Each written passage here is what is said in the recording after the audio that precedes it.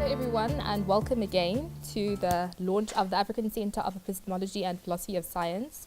So we thought about how would we open this launch? What would we do for this event?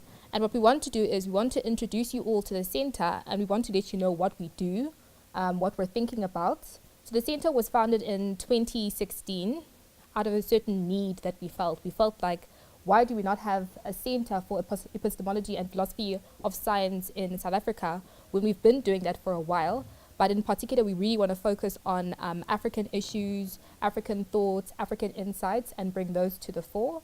So for our panel discussion today, the question we'll be discussing is why an African Centre of Epistemology and Philosophy of Science? Why do we need such a centre? Why are we focusing on health and medicine in Africa, on rationality and power, and on indigenous knowledge systems? So we just want to explain what the centre is about and why is such a centre necessary for this time and age. Dr. Mongani Sorote was supposed to be one of our panelists, but unfortunately he's not feeling well, so he could not be here. But instead we have a great panel, and I think we'll have a very interesting panel discussion on this very topic. So our first panelist is Professor Alex Broadbent, and he is the Executive Dean of the Faculty of Humanities. He's also one of the co-directors for ACEPS. He's our first panelist. Our next panelist is Dr. Monamati Chemhuru, and he's a postdoc in the Department of Philosophy. Our next panelist is Dimpo Takane, and she is a master's student in the Department of Philosophy. And then our last panelist is Chad Harris. He's a lecturer in the Department of Philosophy, and he's also one of the founding members of ACEPS. So yeah, welcome today, and I hope you enjoy the panel and interact with the panelists and challenge their views and insights. I've been thinking about Elon Musk because I've been listening to his autobiography. And what's interesting about Elon Musk is that he seems to have this world, sort of his great mission in life, which is to colonize Mars. And I was thinking about that provoked two questions in me, the idea of colonizing Mars. The first is, doesn't it say something interesting about science? That word colonize should be the word that gets used. And second, what are we going to do when we get to Mars? So I want to say a little bit about those two things by way of responding to the question, why an African Centre for Epistemology and Philosophy of Science. So on the first, I think there's no escaping there's a connection between knowledge and power. I know it's trite, but there's a number of connections. Knowledge gives us power, and power affects what we accept as knowledge, and also what we seek to find out. And I think science is not exempt from this. This is particularly clear in medical science, which is something I'm particularly interested in, and indeed in medical practice. So, doctors are sometimes wrong, like the rest of us. But if you try and tell a doctor that they're wrong, you're likely to get short shrift. The phrase doctor's orders.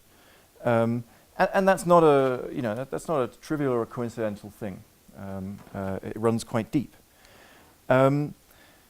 And this relationship between knowledge and power is a reason to study science in general, and to do so philosophically and critically, not to just accept the rhetoric around science without thinking a bit about it.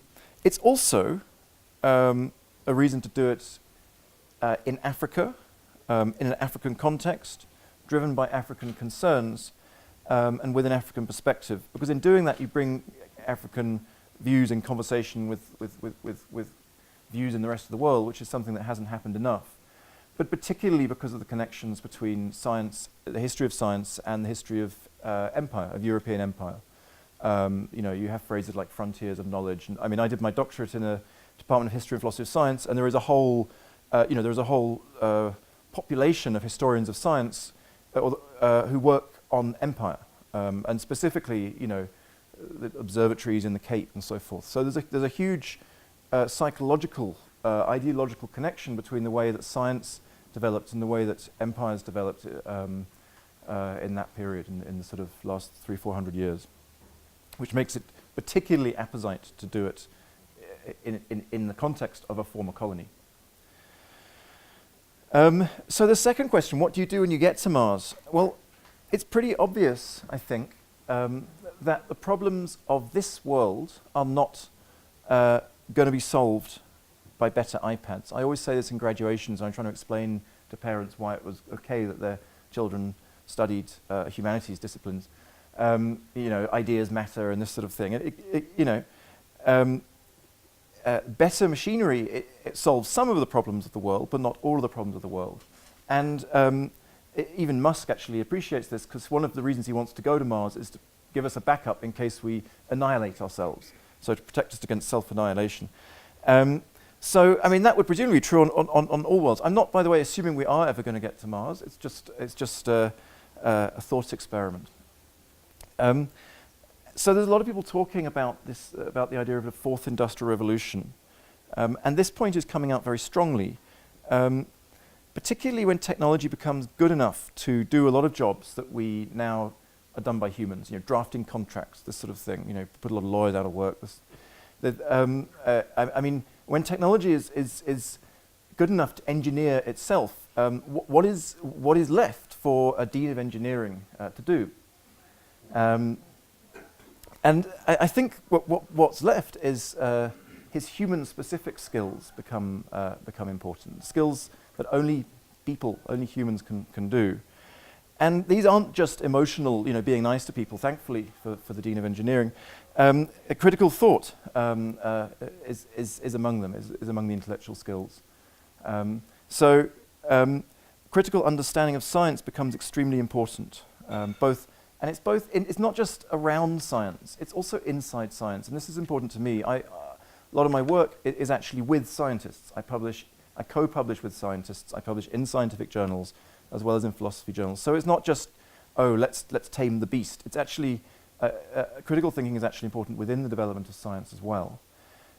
So anyway, and the idea then is, for me anyway, is that if our work at ACEPS can successfully connect this forward-looking and sort of future-oriented vision of how philosophy in particular can contribute, and related disciplines, with the gulf, or better, the opportunity in the global conversation that exists because of the under-voicing of the African perspective historically, then I think we have the potential to shape not just the African university, but the future generally for the whole of humanity. And that's the grand goal, in my view. Thank you.